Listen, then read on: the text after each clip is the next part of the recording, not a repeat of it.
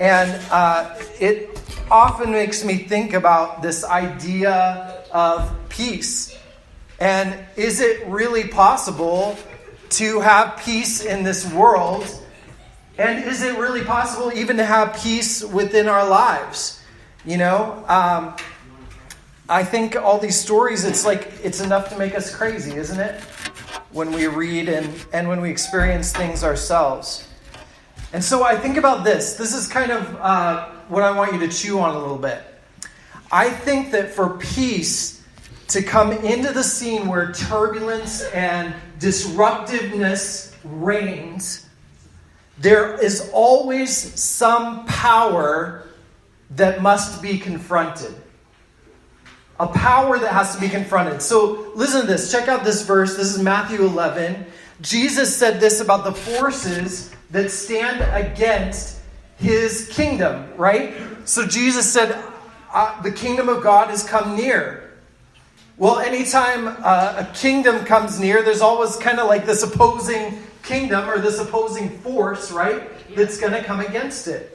And Jesus recognized this against the kingdom of God. He said, Matthew 11:12, it records, "From the days of John the Baptist until now, the kingdom of heaven has been subjected to violence, and violent people have been raiding it." Okay, that doesn't sound very peaceful at all, does it? On a cosmic scale, there is this conflict. And part of it, much of it, is unseen. We're not even aware of this conflict that is going on. And others of it, we see the results of it, right?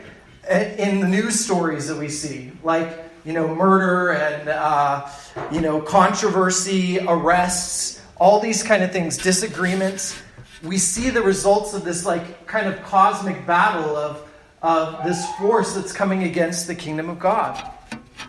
And in the same passage, Jesus went on to talk about his generation of his time on the earth and the conflict that even he and his cousin John had to face. And in their cases, it was falsifications, like people saying things about them that just weren't true, and lies. And listen to this. This is Matthew 11:18. "For John came neither eating nor drinking, and they say he has a demon." Right?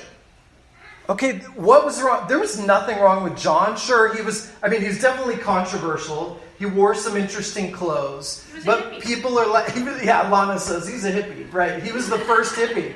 I think so, out in the desert there. But they're proclaiming this guy's a demon. Okay? Now we know this guy came in the name of the Lord. Amen. And look what they're saying about him. What about Jesus? "The Son of Man came eating and drinking, and they say he is a glutton and a drunkard, a friend of tax collectors and sinners."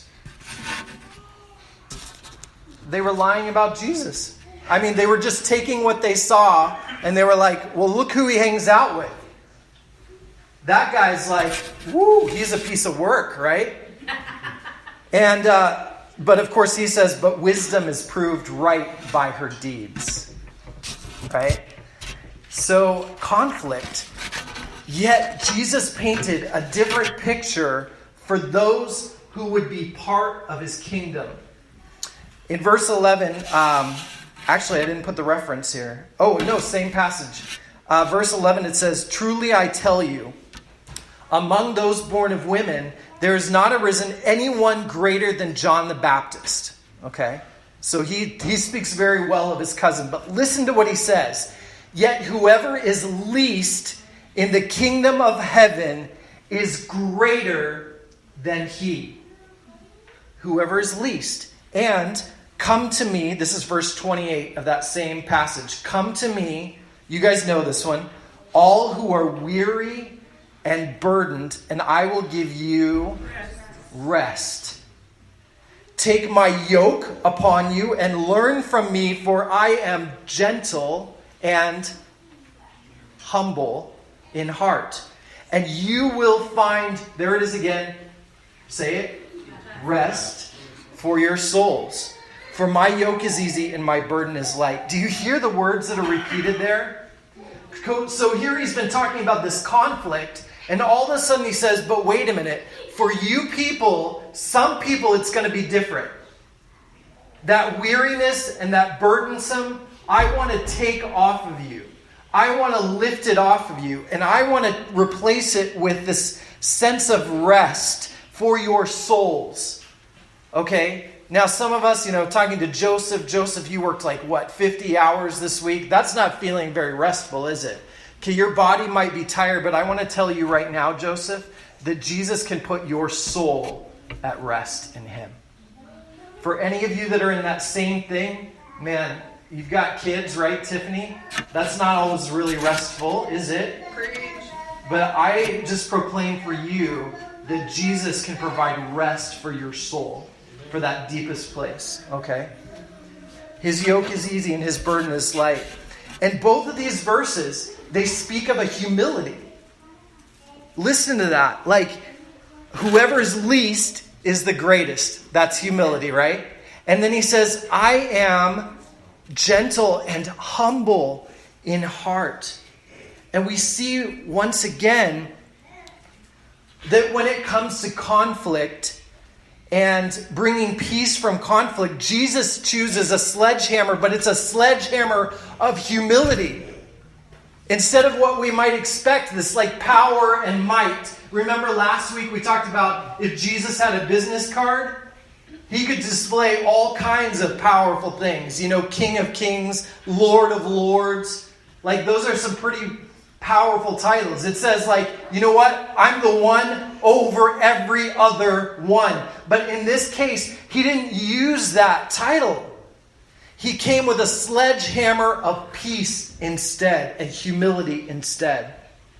And so we're going to look at our passage, from this Christmas season. It's Philippians 2, and today we're going to look specifically at verse 7. And this is what it says. It says, rather, he made himself nothing by taking the very nature of a servant, being made in human likeness. So, once again, he didn't put himself on the pedestal, on the high place, but he lowered himself to the lowest place, the greatest place, he says. And, Christmas is that constant reminder of how he came in the smallest package. I just love that.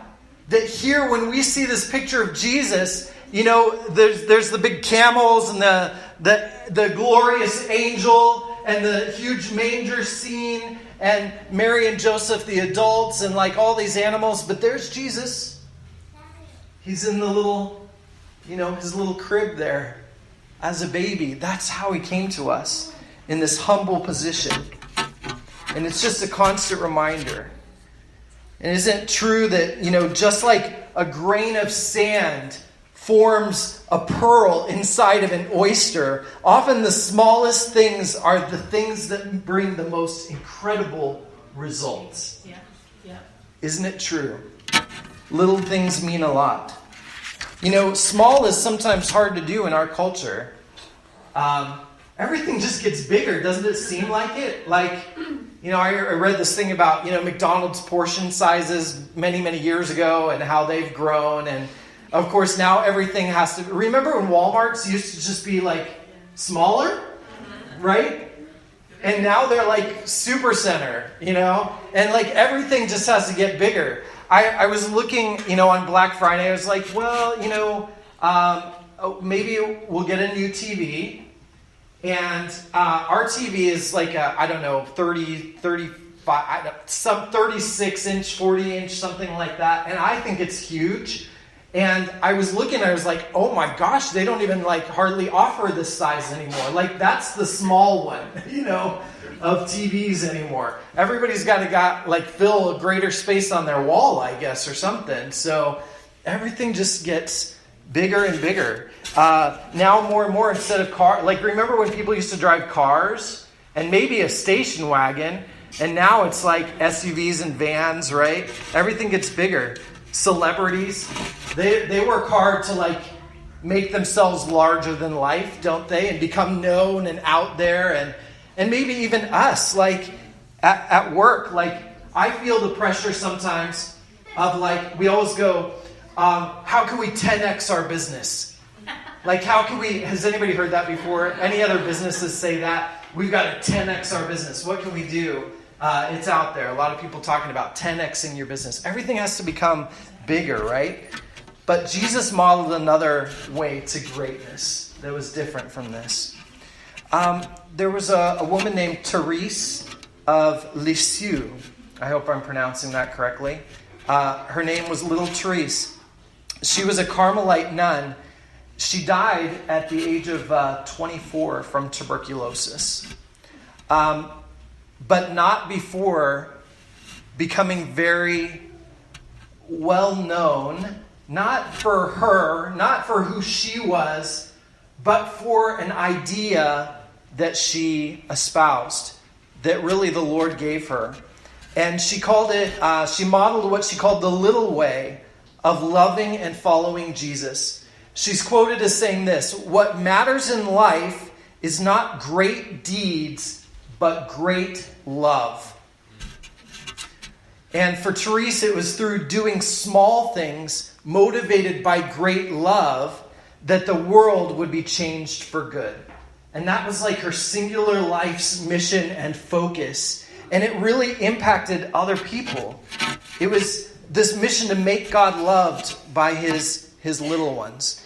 And after her little mission took root, in the early 1900s, there was a young Albanian nun named Anjeze Gongse Bojakshu, and I'm sure I'm pronouncing that totally incorrectly because I do not speak, thank you, Albanian.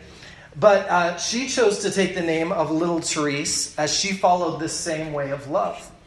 And in doing so, she ministered peace and reconciliation to thousands of people. And you probably know by now who that is. Any guesses? Mother Teresa, right?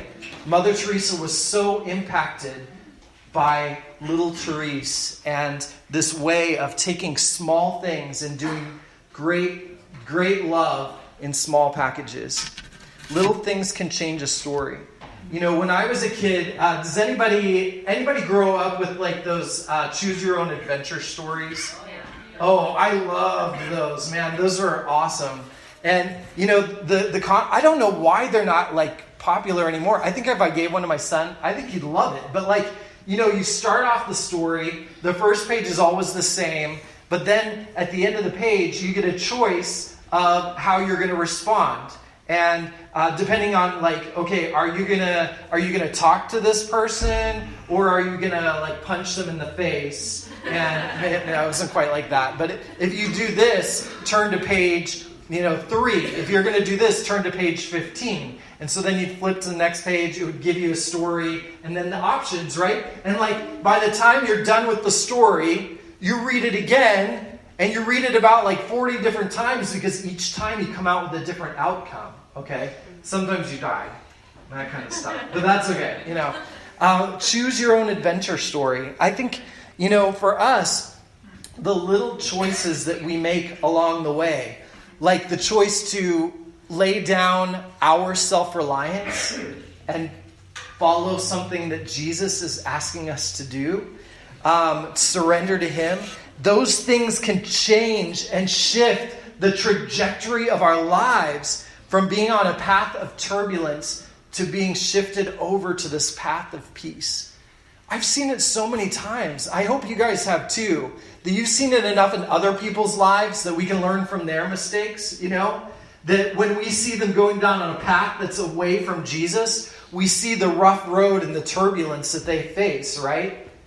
But those that have followed Jesus like their entire lives, I love people who are in their 80s, 90s that have been seriously following hard after Jesus. And you look at their lives, and it's not like things haven't happened, but there's this resoluteness, there's this peacefulness in their spirits that's different from when we choose not to follow His path, right?